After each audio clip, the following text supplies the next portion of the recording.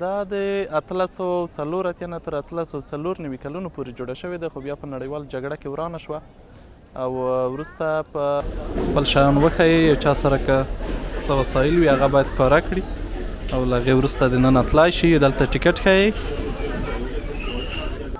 دا د ښه راغلاست برخه ده او بیا دې ځای نه په لفټ کې کسان پورته کیږي.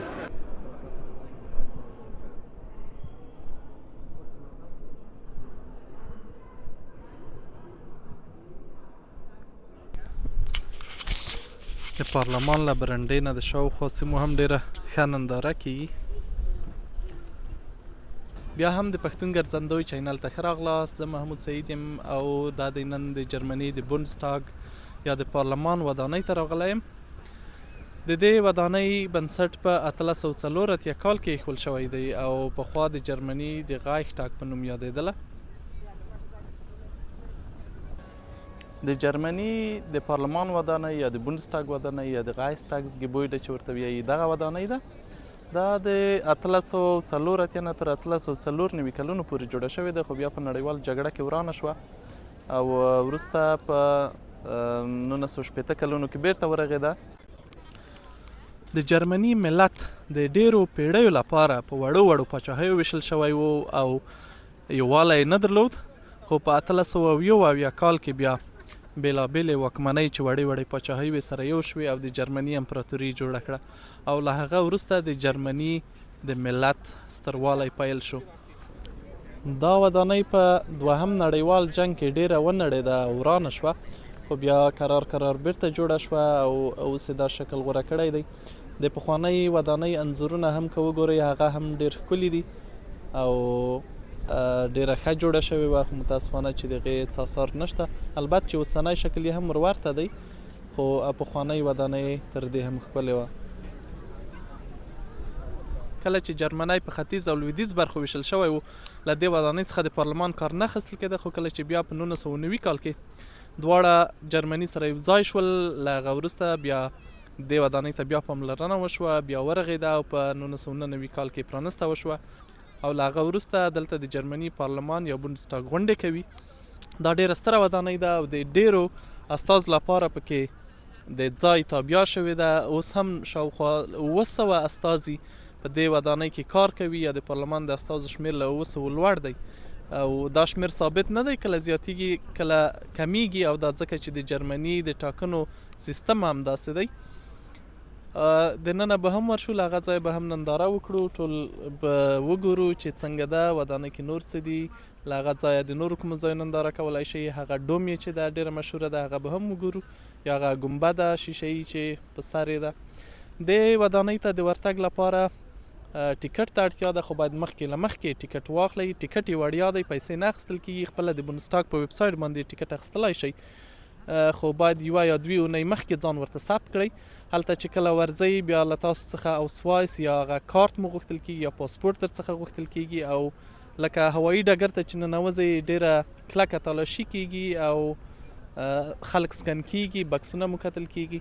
بیا چې دننه ورشئ رهنمایي کېږئ، هغلته بیا ټور ګایډ لري او تاسو ته هغه د ګایډ لپاره غوږۍ هم درکوي چې په څو ژبو درته د ودانۍ په اړه او د جرمني د ځینې تاریخي پیښو په اړه معلومات درکوي. ور به شو، نوره ننداره به له هغه ځایه وکړو، نور معلومات به همالته درکړم. کله چې لوړ خیژئ باید دلته یو خپل شیان وښیئ، یو چا سره که څه وسایل وي هغه باید ښکاره کړي او له هغې وروسته دننه تلای شي. دلته ټیکټ ښیئ.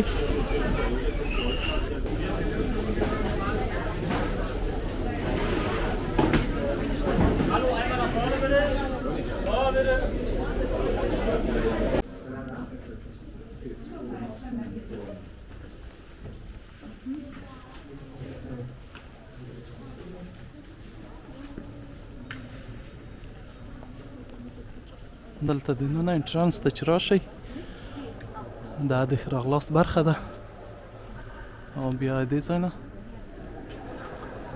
په لفټ کې کسان پورته کیږي، باید منتظر شئ نوبت ته چې هغې خوا کسان راکښته شي او د دې خوا وخیژي.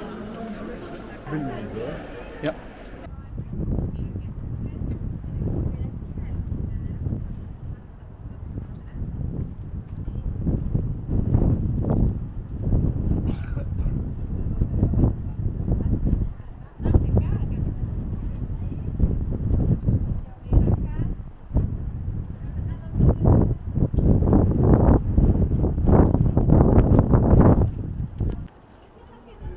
د پارلمان د ودانۍ دغه ګنبد ته ډیر کسان راځي او هر وخت په ډیر بیروبار وي، نو که غوښتل مو ټیکټ واخلئ باید څو ورځې مخکې بوک کړئ او هغه هم د همدې بونسټاګ په ویب سایټ باندې په آنلاین ډول بوک کولی شئ.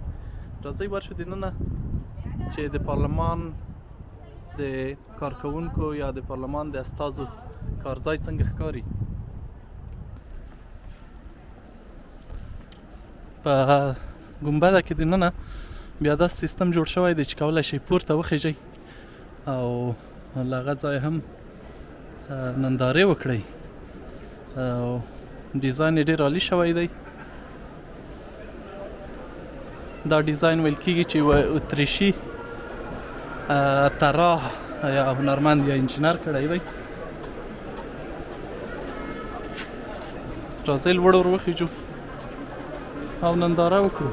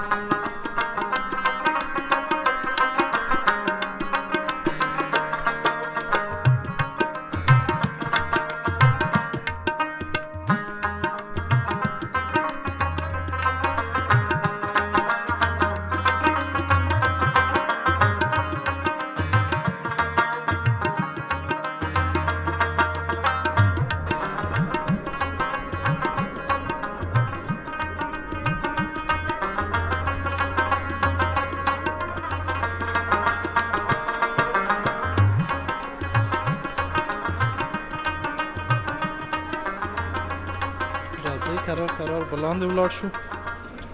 دا ټول داسې چې ښکاري تقریبا 15 یا 6 منزله لوړه ده دغه ګنبزه. د باندې نه شاید ډېره وړه ښکاره شي، خو دننه چې کله راشئ بیا ډېره ستره ده او ډېره ښه ننداره د شاوخوا سیمو ترې کولی شئ. نو که راتلی خامخا مو ساعت تېرېږي. کله چې وغوښتل شول د نوې ودانۍ کار پیل کړي، د نورمان فوسټر په نوم یو انجینر د دې ودانۍ ډیزاین وکړ او هغه بیا ومنل شو او کار یې پیل شو. په 1999 کال کې د اپریل په 19مه نیټه ودانۍ پرانستل شوه او له هغه راهیسې د جرمني د پارلمان یا بونډسټاګ په توګه کار کوي یا د فدرالي پارلمان د ودانۍ په توګه ورڅخه کار اخیستل کېږي.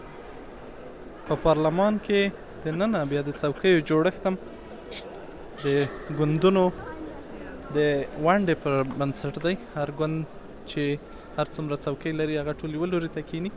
نن د یکشنبې ورځ ده او رخصتي ده، نو ممکن د پارلمان غړي به کار نه کوي او دلته نه ښکاري، خو ځینې وخت دوی د شنبې په ورځ هم حتی کار کوي او د ځینو قوانینو تصویب کوي.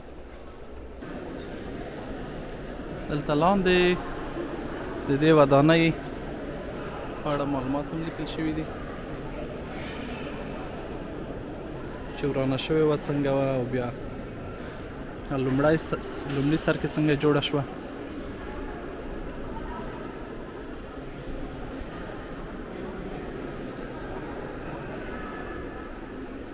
تر 1871 کال پورې جرمنان سره متحد نه وو او وړې وړې پاچاهۍ درلودې، خو په 1871 کال کې بیا ټول سره یو شول او هغه وخت کې د پروس پاچاهي چې وه یا امپراتوري چې وه چې ډېره برخه یې د پولنډ وه، د هغې سره په ګډه یې د جرمني امپراتوري جوړه کړه او په دې کې ټول هغه ملتونه او واړه ښارونه یا وړې پاچاهۍ شاملې وې، یا وړې واکمنۍ چې په جرمني ژبه یې خبرې کولې. او د امپراتورۍ بیا تر 1918 کال پورې دوام وکړ. د امپراتورۍ له جوړولو وروسته بیسمارک د امپراتورۍ لومړی وزیر وټاکل شو او هغه په جرمني کې ډېر تغییرات راوړل او له همدې کبله د جرمنانو ترمنځ ډېر مشهور دی.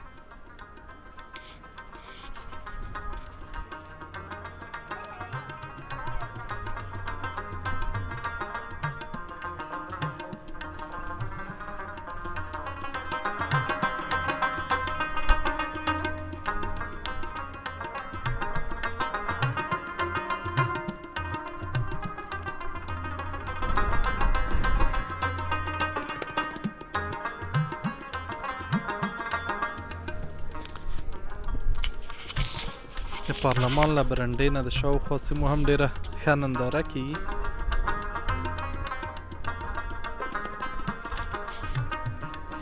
خو ښه به وي چې په یوه لمرینه ورځ راشئ، ځکه که باران وي بیا به دلته ګرځېدل لږ ستونزمن وي او ډېر ځایونه به ونه شئ لیدی.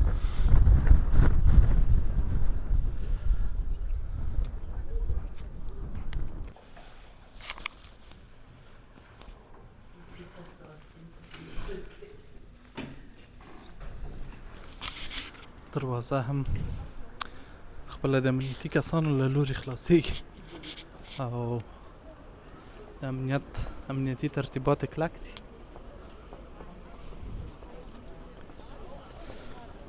د باندې هم ډېره ښکلې ساحه ده، سیمه ده، خو په ځینو ځایونو کې لا هم دا ډېر کلونه چې زه وینم کار کوي.